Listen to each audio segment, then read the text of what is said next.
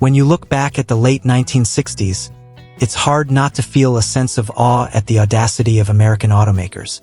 It was a time when engineers, designers, and executives were united by one single obsession: horsepower.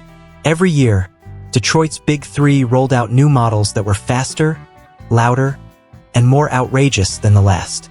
Plymouth, long considered Chrysler's more affordable and practical division, wanted its slice of the muscle car pie too. And in 1967, it unveiled something special: the Plymouth GTX. Plymouth's marketing team didn't want another stripped-down street fighter like the Road Runner that would come later.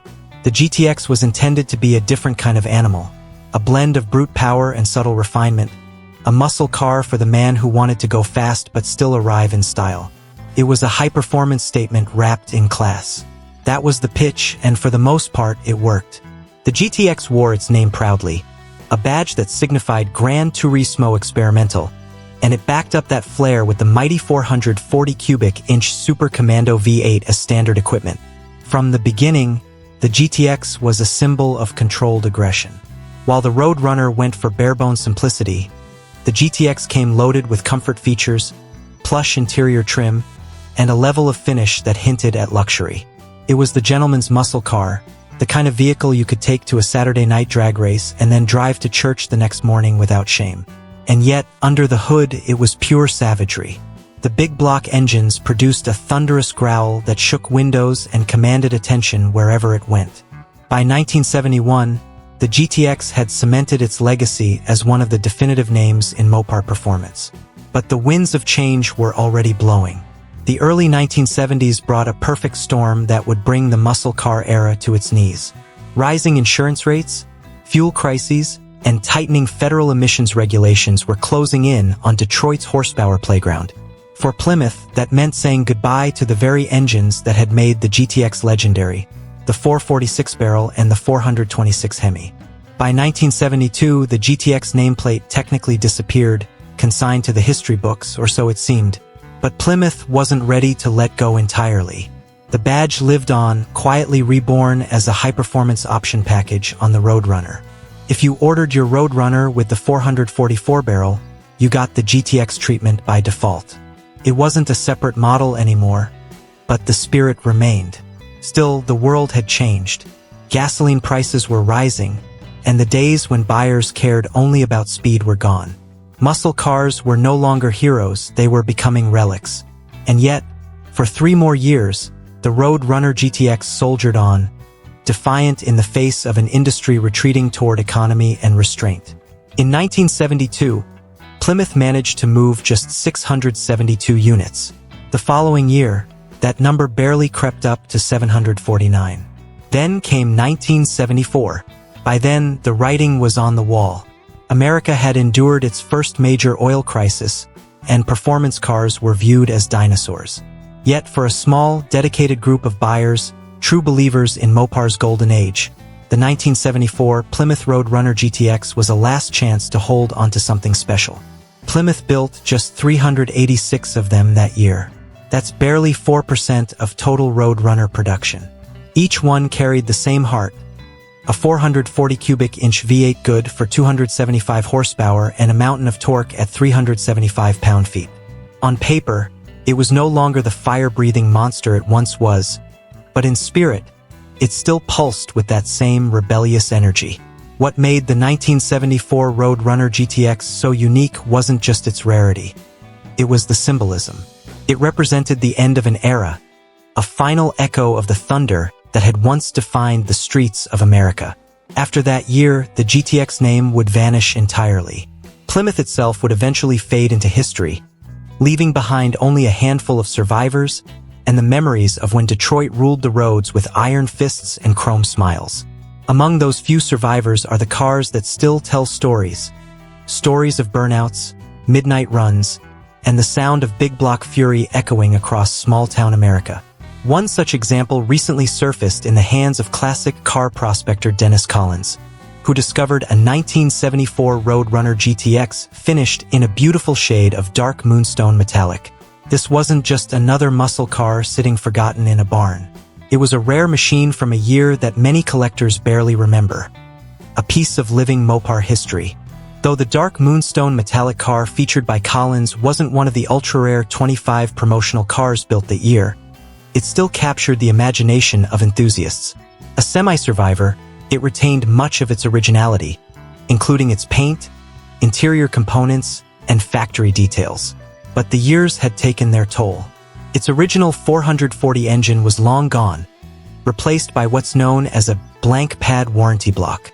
These were service replacement engines issued by Chrysler in the 1970s, real 440s, but without factory-stamped serial numbers. They kept cars on the road, but they robbed collectors of that prized, numbers-matching authenticity.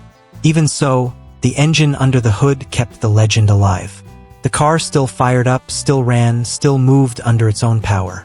The automatic transmission had been rebuilt and even fitted with a shift kit for firmer, sportier changes. It wasn't perfect, few cars from that period are, but it was a living, breathing link to a time when driving meant more than just getting from one place to another. The rest of the car told a story written in wear and rust.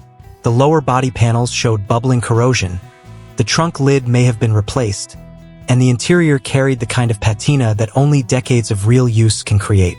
The front seats were torn, the vinyl cracked from age and sun, yet the rear bench looked surprisingly intact.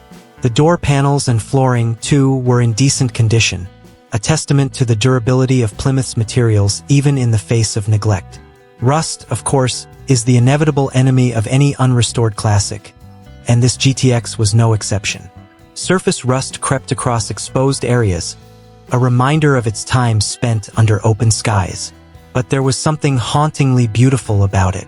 For many enthusiasts, a car like this isn't just metal and paint. It's memory made tangible. Every scratch, every dent, every flake of oxidation tells part of its story. Beneath the surface imperfections, this Road Runner GTX remained an honest car. It still carried its original build sheet, a rarity in itself, and its fender tag revealed a surprisingly long list of factory options. Bucket seats, air conditioning, a center console, an AM/FM radio, and a transfer stripe delete were all part of its personality.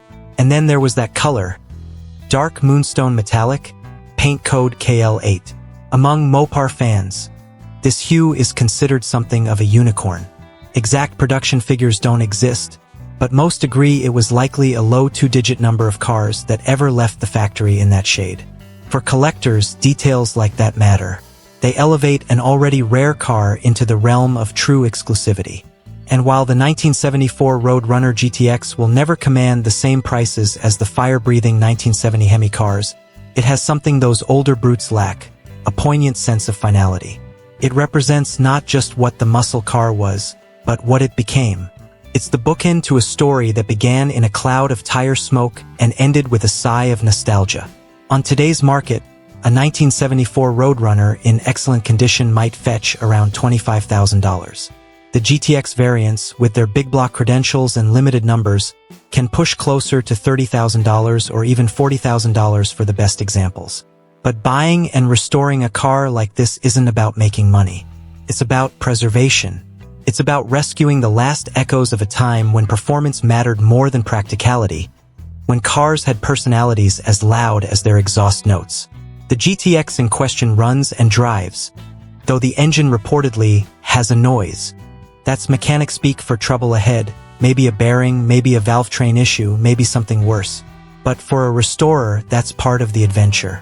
Bringing a car like this back to life isn't just about turning wrenches. It's about honoring history.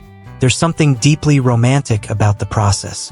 You start with a worn-out, rust-speckled machine, and as you peel back layers of grime and neglect, you rediscover the craftsmanship and intent buried beneath. You find traces of the factory worker's hand, the imperfections of human assembly, the decisions that shaped a car's personality decades before. Every bolt turned brings you closer to that first moment when the engine roared to life on a cold Michigan morning back in 1974. It's easy to dismiss the later muscle cars of the 1970s as watered-down imitations of their predecessors. After all, by 1974, emissions equipment choked performance, compression ratios had dropped, and horsepower numbers had fallen dramatically. But that doesn't tell the full story. Cars like the '74 Road Runner GTX were built in an age of transition, when automakers were still trying to balance raw performance with the new realities of regulation and efficiency. In that struggle, they created machines that embodied both resilience and rebellion.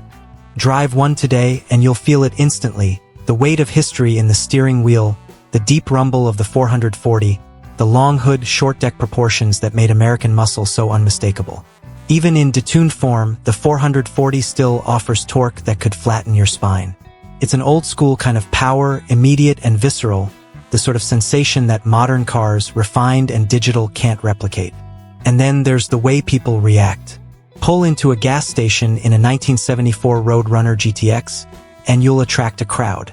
Not because it's flashy or exotic, but because it's real. It carries the smell of gasoline and oil, the sound of carburetors breathing, the vibration of mechanical life. It's a reminder of when driving was a sensory experience, not an algorithmic one. Collectors know this. That's why even cars from the twilight of the muscle era are gaining respect. They may not have the raw horsepower numbers of their 1960s forebears, but they tell a deeper story, one of survival, adaptation, and endurance. The 1974 GTX isn't a failure. It's a survivor. It's the bridge between two worlds, the reckless freedom of the late 60s and the cautious realism of the mid-70s. When you think about it that way, its value transcends price guides. Sure, restoring one might not yield a profit, but what you get in return is something far more rewarding. The satisfaction of knowing you've preserved a dying breed. You've kept a piece of mechanical history alive for another generation to hear, touch, and feel.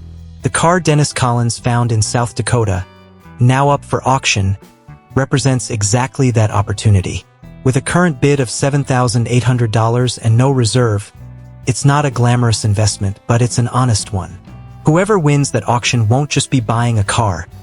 They'll be inheriting a story, a symbol of the last stand of Plymouth's muscle era.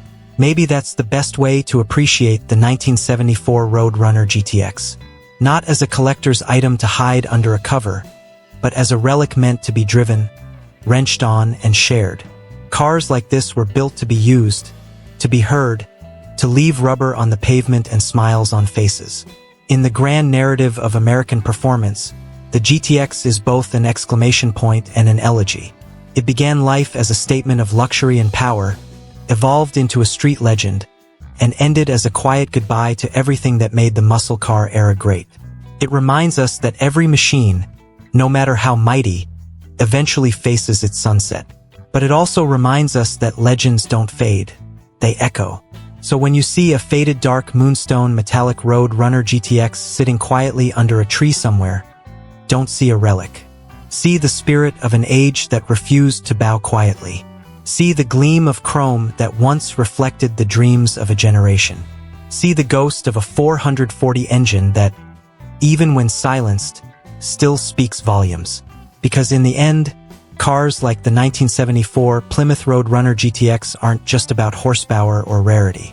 They're about connection to a time, to a culture, to a feeling. They're proof that passion, even when constrained by circumstance, still finds a way to express itself. And that's why, 50 years later, we still talk about them, still chase them down in barns and fields, still feel our hearts race when we hear that unmistakable Mopar rumble. The GTX may have been the last of its line, but it wasn't the last of its kind.